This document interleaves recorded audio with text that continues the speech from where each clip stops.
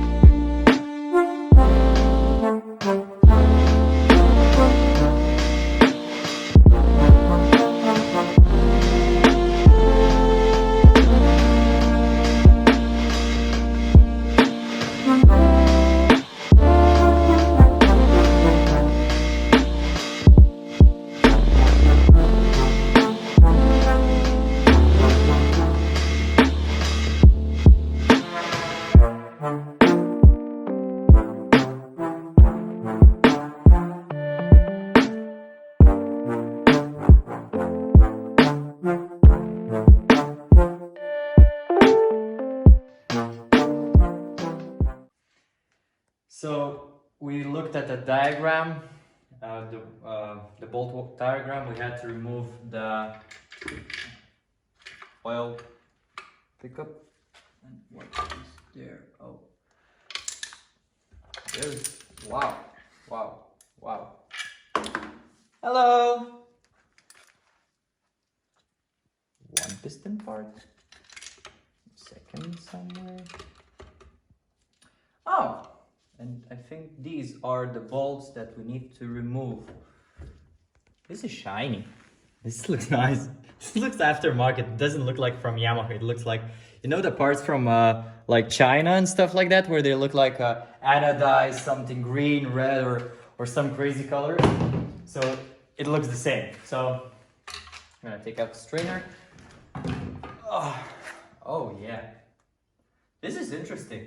You can see it from like here, how many like metal parts are here.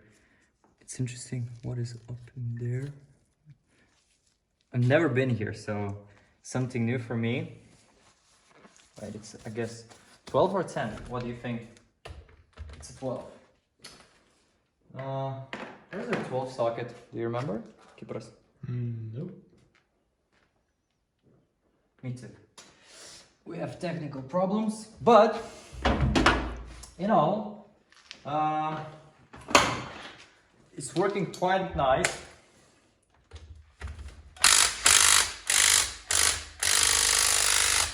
Okay, ouch. I think I need the breaker bar. Where's the oh, here's the breaker bar. So I think we're gonna need a breaker bar here, and with a breaker bar it's a lot easier. By the way, buy this tool. It's not only good for cars, but even for bikes. I only purchased it, I think this year, and it was really cheap, and it's really good tool. Like, it helps you a lot, because like a lot of people which do not work on bikes or are very paranoid that their rear wheel sprocket will come off, like the nut. They usually over tighten the wheel nut, and then the only thing is a breaker bar or a lot of strength. So I don't have a lot of strength, so I use a breaker bar. So I'd recommend to buy it, and don't over tighten your rear wheel nut, because if you lose the nut, it's not that bad. I had lost it, I think in Parno, in the S corner. I lost it. The feeling is like somebody hit you from a back, which is pretty strange. But I think Oscaras went the whole full lap without without a nut, so it's manageable. I think you can get home, you know, with it. Oh yeah, these are the bolts. They're going, I think, here. We're trying to make a system over here, but we're like for covers, for engine, but I don't know. We'll see how it goes. Now, I don't know. To be honest, I don't know if it's gonna work. Like, is it all the bolts or what? But I think I'm gonna ask Kipra's help again to help me out here.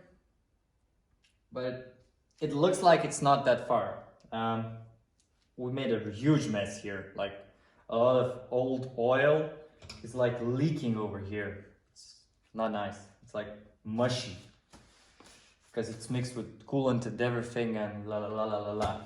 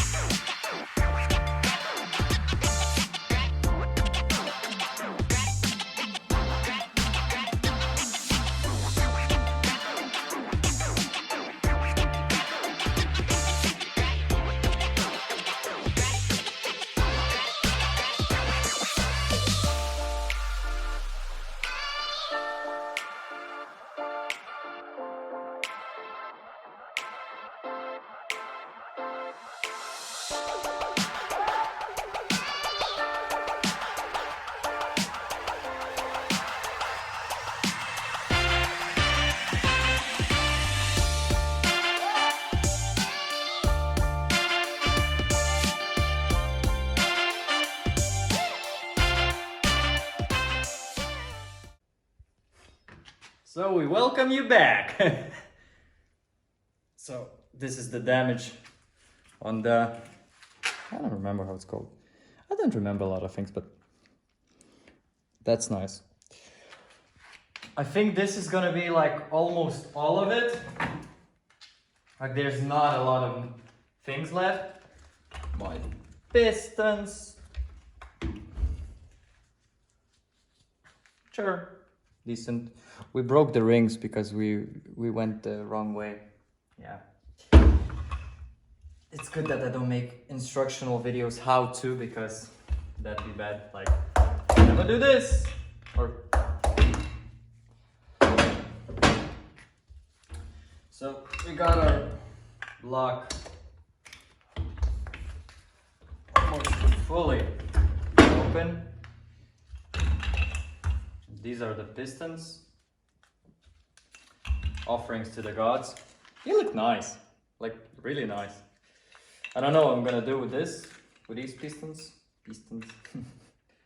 but they're quite normal. They don't seem a lot of wear. They have some built-up residue, but in all they're pretty normal. But I don't think I'm gonna use them again. But a funny thing is, if you look like, this is a piston, how it looks like when it's not like this.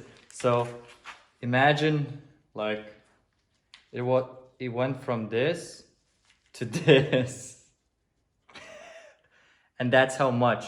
And we're missing this part, like this much of that, and these and rings. I think we found some rings. But yeah, we're gonna clean it up.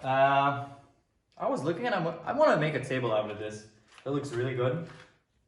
I don't know if I'm gonna use the pistons as the supports to hold it, because it would be really nice. But I kind of want to put it to the offerings of the gods, to the speed gods, so I'm still gonna decide on that. But we have pistons, 3 normal pistons and 1 ring piston. 2 like ring pistons. There's a lot of, like, you can find a lot of parts here. Like, this is a part of a piston. You can see the rings over here.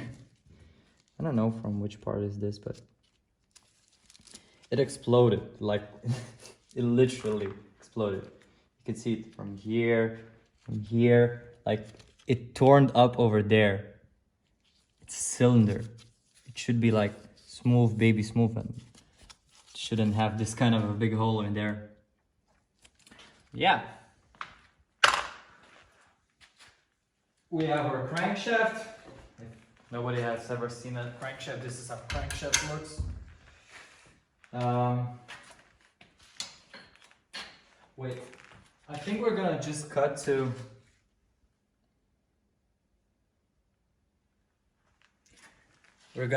the point of opening the strainer. Where's the? I don't want to use force because every time we use force, we do something bad. But hello. Yeah. This is part of the ring, I think. Piston ring. Oh yeah, this is definitely part of the ring. It's one of the stranger rings. You can see it over here. I think it's called. I can't see that. I think the camera will not pick up because I think it's called the oil ring or something like that. It's for oil passages. Yeah, but I still don't know why I did it, because there's no apparent reason. Because the other cylinders and pistons don't look like really worn. Like if you look at them, they have some residue, but in all they're fine. It'd be interesting to check the ring gaps, but there is a little bit of wear in here and here, but for an engine to explode like that, I don't know what happened. Truly, we disassembled the whole engine and I still don't know why and what happened over there. So it's mind-boggling. Like, if you look at the piston, or else, wait.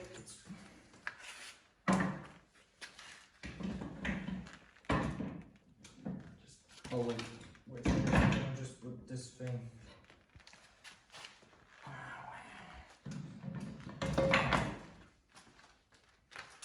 We use a flashlight, which I don't remember where I put because this is a mess.